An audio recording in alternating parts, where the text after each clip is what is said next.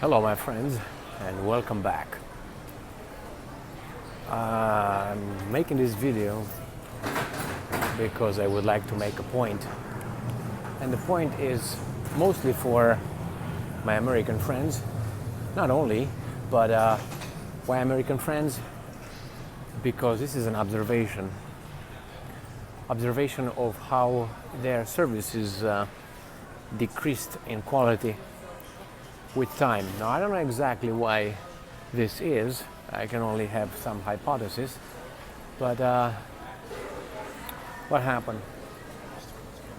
Some of you know that I've been gone. I've been out of the United States of America for dozens of weeks. And I went to Romania. Good experience to realize how well you were doing and to start appreciating certain things that you take for granted, and that is human quality, services, life overall, and not living standards. That's not what I'm talking about. It's the interaction with fellow human beings from different countries, different cultures. That's why I'm a 100% believer that culture of a country needs to be changed and could be changed in order to make things better. Better meaning, more civilized, more organized, more fair, fair in a way that justice is applied across the board. So what happened? Right now I'm in Philadelphia. I've been stuck here for 24 hours. Why?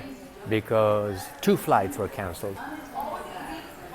I don't know about you guys, but I traveled a lot with the planes, especially in the past, and such a thing was a rare occurrence. It rarely occurred a cancellation of a plane. Well, I'm talking about 15 years ago, 20 years ago, not now. I've been traveling in the past, let's say 1 year, 1.5, maybe 2 years, and things changed.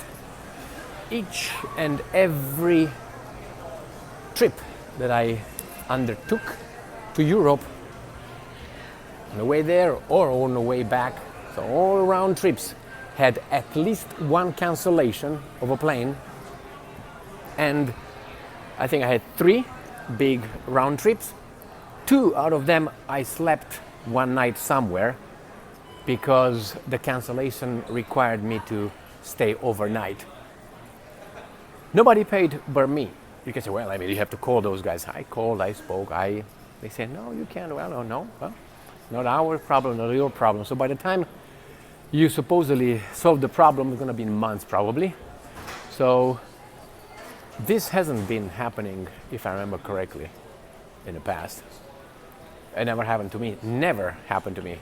I don't remember happening to me, a cancellation before, let alone a overnight stay somewhere. That's one point.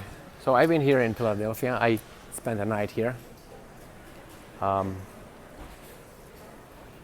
People are bored. People are not bored. The people who are supposed to, this is an observation. So that means it could be obviously subjective because it's based on my direct experience with life and people. But what I noticed is, how do you want to call them? Officers, and I'm generalizing. I met professional people as well, but it seems like the people who are providing you with services, which is, I know, the restaurant, they're at a little bar, or people dealing with your tickets, people dealing with your passports, they are like the way they were when I left Romania. That means I didn't freaking like that a bit. Why? It's your job. Don't have to fondle my balls or anything while you do that, but a minimum requirement of a balanced. I don't want them to be all smiley all day, even though that is part of some jobs. But still, just a decrease in, and I'm not in services qualities, in how people that are supposed to deal with your issue. That's their job. That's their job. Like you go to an information booth, let's say, they're supposed to solve your problems that you did not create, and they are over there exactly to solve your problems, or at least to try to solve it. It's not their fault, it's not your fault, but they are paid to help you. They're paid. And I guarantee you that they cannot snap at you, they cannot be smart asses when they're answering questions. They should be considerate and so on. Direct experience, that is 80%, I would say. 80% of the customer service people that I dealt with in my past travels were a 2 out of 10. A 2. I will say that a 6 would be required, at least 6 out of 10. 10 will be like, how are you doing? I don't want that. I don't need that. But I've seen people like that and I said, what the hell is this person taking? Because it's obviously out of the norm nowadays. This hasn't been before. This hasn't been before. When I left Romania more than 20 years ago, that was one of the reasons, not the reason I left, and that was the attitude of people in dealing with you, or attitude of people that were paid to deal with you, that they were required to be pleasant. Like for instance, the stewardesses. Oh, nowadays don't call them you call them a flight attendant. And tomorrow will be what? Pilot fuckers or something? I don't know, man. It's just the same. Maybe the experience has been 6 out of 10 were bored, and if you come to work, remember you're a stewardess. Your job is to be pleasant and helpful. So remember when I read this a long time ago, if you do something for someone, why do you not add a smile if you already do it? And you're not even paid for it. In this case, you're paid. So one thing that I was not used in Romania when I left a long time ago was a contract is a contract, a time is a time, a day is a day. So let's say an airplane, or I don't know, a bus or a train should have arrived in a train station at, let's say, noon.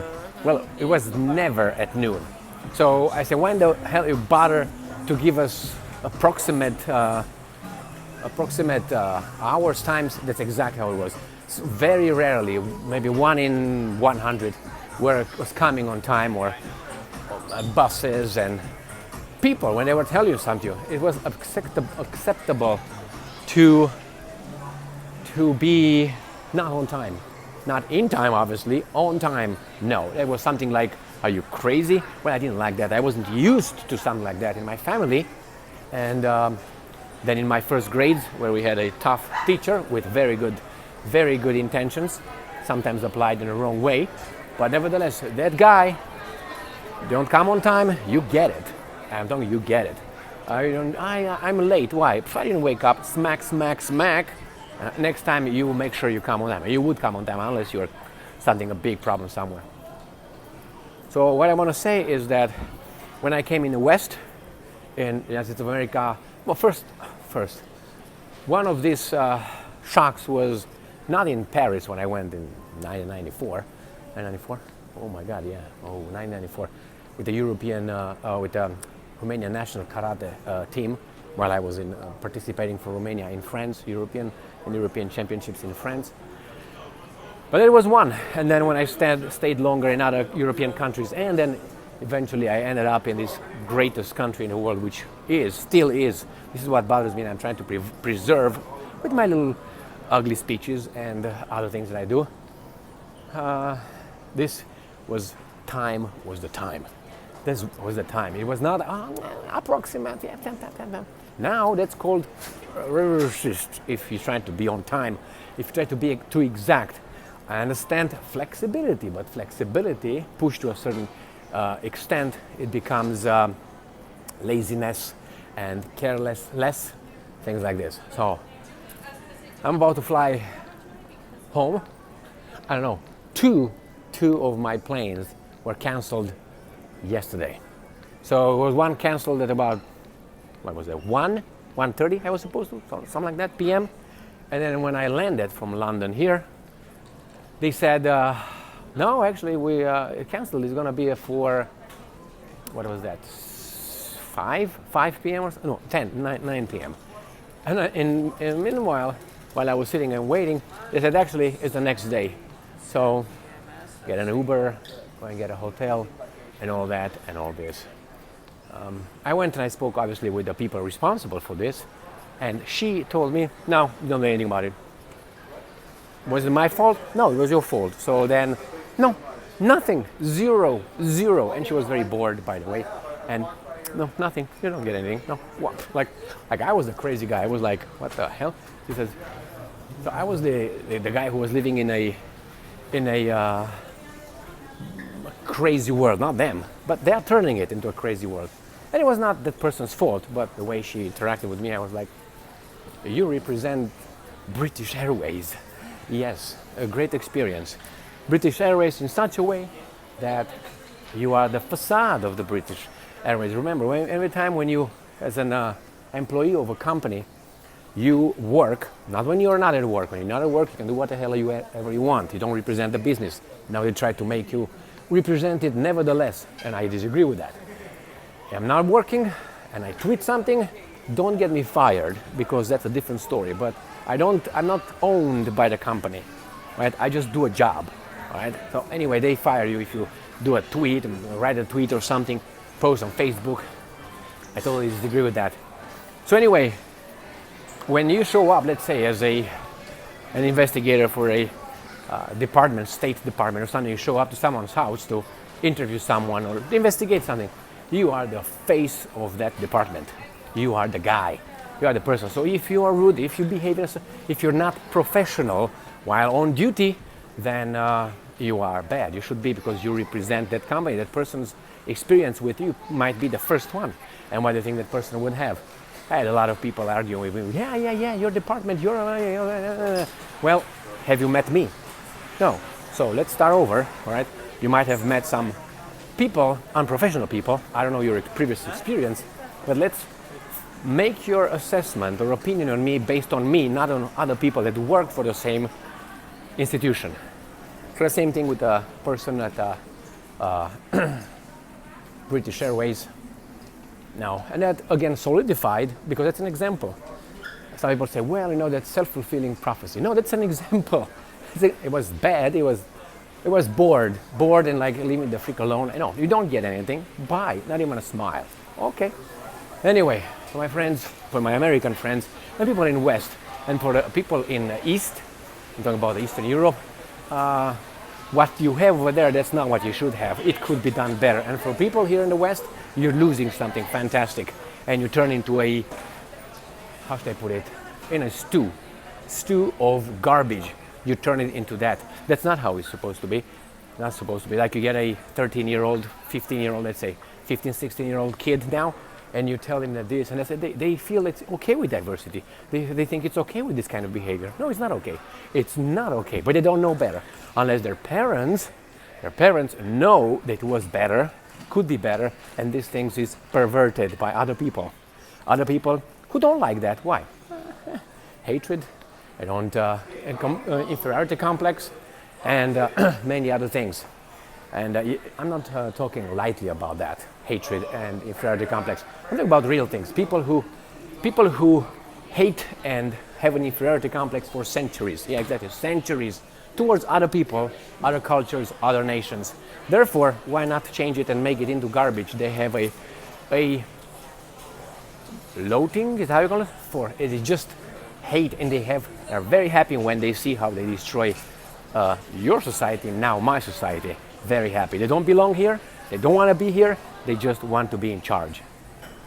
It's a little bit hidden, my message, but it's not necessarily their fault, because you see, you always can oppose it. So you're always going to have people who cooperate with the system. And if you make sure that you got the right people, then they will, like you take, let's say, a king, and you take a peasant, and you put the peasant in charge of, let's say, the new, let's say you overthrow the monarchy, or at least the nobility ranks, how you call them. You toss them away because they're bad. The noblesmen are bad because they're too, and they don't work. But anyway, somehow they got what they got. through your work, like in a company right now. Imagine that guy is going to get in charge of you, the guy who was the peasant. Do you think he's going to be looking at a noblesman in a, oh, Mr. Noblesman? No, no, they're going to look at you to kill you, because for his culture, for his place where he comes from, you were the evil guy, regardless how good as an individual you were towards them or not. No, they will. Now, obviously, this is an example, but put that in a society. Let's say, and some of you might not agree, but I don't care. I'm just giving you some thoughts. Let's say I am a Romanian, or let's put some. I don't want to go to Vietnam because you're going to say, well, there are some people in Vietnam who did that, but we can take the example, for instance, of African Americans if you want. If they're taught in the wrong way, they will never love a certain kind of group.